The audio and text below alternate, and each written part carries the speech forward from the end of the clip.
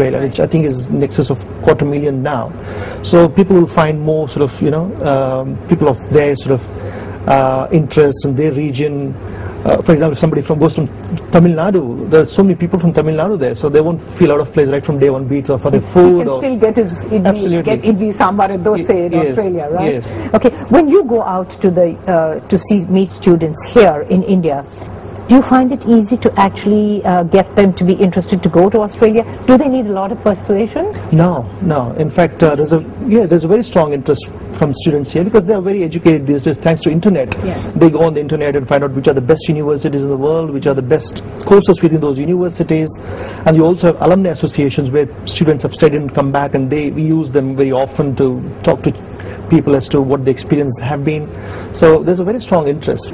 Right. From your experience, do you find that a lot of students, once they finish their studies, actually opt to stay on and live in Australia, having probably got used to the Australian lifestyle? Does that happen a lot? Many students prefer to stay back and work there, so it's very common. All right. Do you think that's a good thing? I think it's a good thing. We would like people to come and sort of migrate to Australia as long as sort of they're adding value and as long as they find value in what they're doing. But the problem areas have been where students come under the guise of students, but the actual intention is not education, but migration. Right. So that's where most of the incidents that you mentioned earlier have occurred. Right. We'll carry on with that discussion. Please don't go anywhere. And you too don't go anywhere, because we'll be right back with you on We'll Connect.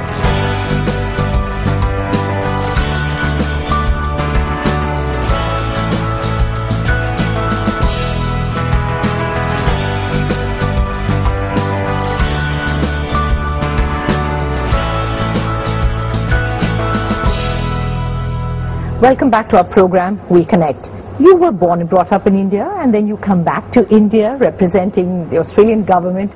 How did that happen? I know it's slightly personal, but tell me about it. Well, I think I've been lucky to have the best of both. I grew up in India, in Bangalore, so finished my education and did some jobs. Then I got this offer from the government of Australia to open up new offices in South India.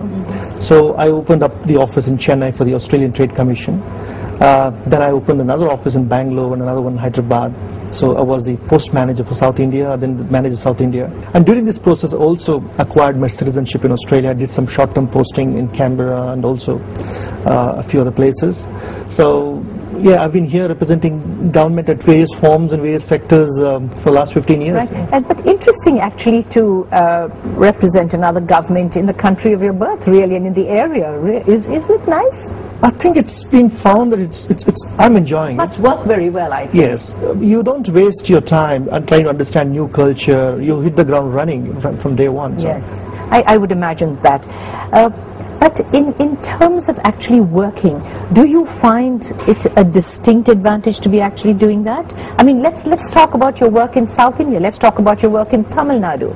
Specifically, what is the specific work that you would be doing here in Tamil Nadu? Okay, first of all, I think Tamil Nadu, this is where our head office for India is. Right. And we have a sister state agreement signed between Tamil Nadu and South Australia. Okay. So what it means is there's a special cooperation between the two states in education, at government level, in sports, across a number of sectors, technology, stuff like that. So my premier comes here every year with a business delegation, and we also have had senior ministers from here visit South Australia with universities and secretaries and so on. So it's just not at the government level, it's also at the people-to-people level that we have built relationship between South Australia and India.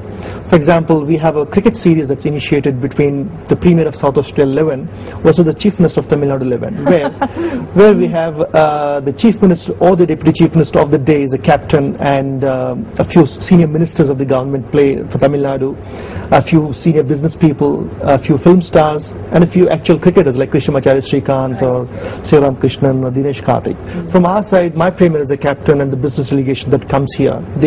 It's a cricket match 2020. It's a bit of a fun part of your job, I can imagine. Yeah, absolutely. Right, okay. In terms of the government itself, now for our local government, Tamil Nadu government, how receptive is our government in terms of welcoming business from South Australia? Are they interested? Are they cooperative when you go to them? Absolutely. I think the government is marvelous. The people that we are dealing with, I have personal relationship with almost all of them across all levels, and they're very, very welcoming and very receptive of foreign investments and foreign technologies and delegations and ministers, and that's one of the reasons we have our office in Tamil Nadu. Right. In fact, I was going to ask you, were you responsible for setting up this office, but for choosing this location, were you responsible for that? Partly, I would say yes. Why did you do that? Because I was already living here in Chennai with my previous job. Okay. And secondly, we saw a lot of synergy between South Australia and Tamil Nadu, be it in education, automotive, food, water. For example, education, Tamil Nadu is very strong in education, so is South Australia. We have 3 homegrown universities, which is the University of Adelaide, University of South Australia, and Flinders University. Plus we have 3 foreign universities which have come and set up campuses in South Australia, which is Carnegie Mellon, USA, University College of London, and Cranfield. So the idea is to position Adelaide as the education city of Australia, so people can come and choose the best of courses in the best of place. So there are a number of linkages in that sector. Secondly, I mentioned about food. Again, there's a very strong synergy. South Australia contributes nearly 2/3 of Australia's wine exports to anywhere in the world. So we are the wine capital, and so is food industry. So we have a strong food processing industry in Tamil Nadu.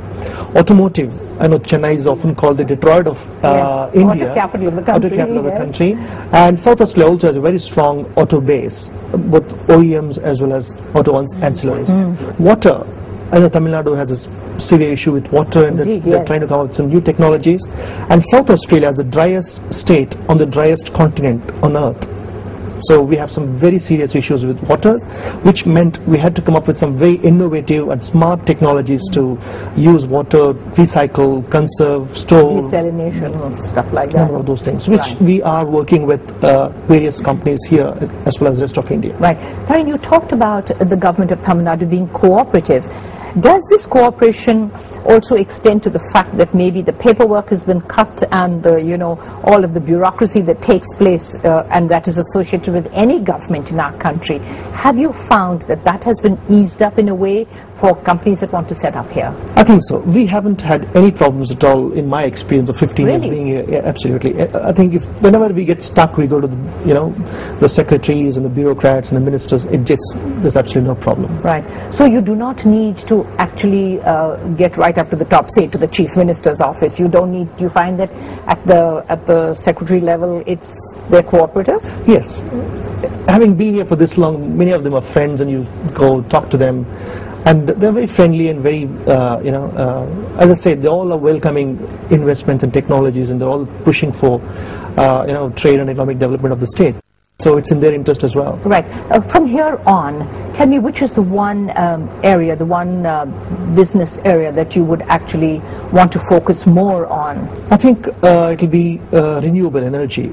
Because that's a big thing for us also in India. Climate change is the biggest sort of challenge that's ahead of everyone, irrespective of what job you do, where you live, and we need to come up with some very smart, innovative solutions to cut carbon footprint.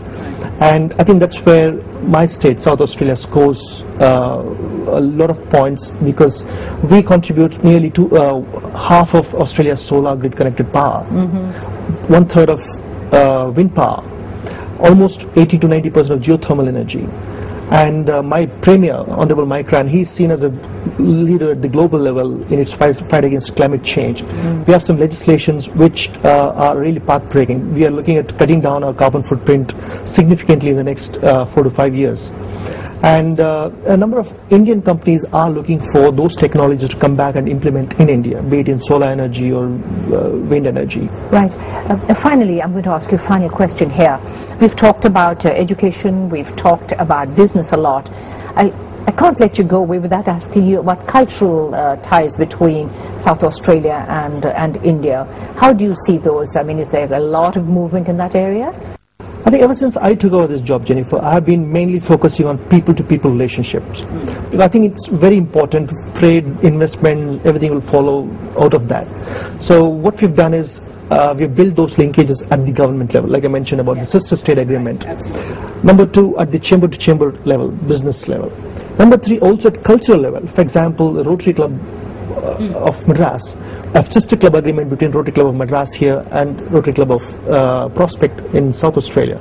So there's a lot of cultural activity that happens there. And we talked about a cricket match where people come and play cricket. We did a film festival, South Australian Film Festival, where there's a sort of exchange of film personalities. We were also involved in shooting an Indian Bollywood film in South Australia with Priyanka Chopra called Love Story 2050, and the first half of the whole film was about South Australia. So a number of such things, such activities are undertaken. My premier comes here every year. He's also the Minister for Arts, who sort of takes a very strong interest and very passionate about India. So there's a very, very strong linkages between the two countries. He's only premier in the whole of Australia who has committed to come to India every year he's in power, and he has stuck to that by being here. Yes, he was here 5 times in the recently. 5 years, yes. Well, obviously you're very, very busy because there's just so much we've talked about here. I need to really say thank you so much. I know that you're a busy person. Thank you for your time today. And we do look forward to having you again on our show. Appreciate your time. Thank you. My pleasure and privilege to be interviewed by you on Ndtv. Thank you very much indeed. Thank you very much. Well, that's all we have time for here. And don't forget to join us again next week on Ndtv Hindu. We'll be back with you. And until then, you take care and bye for now.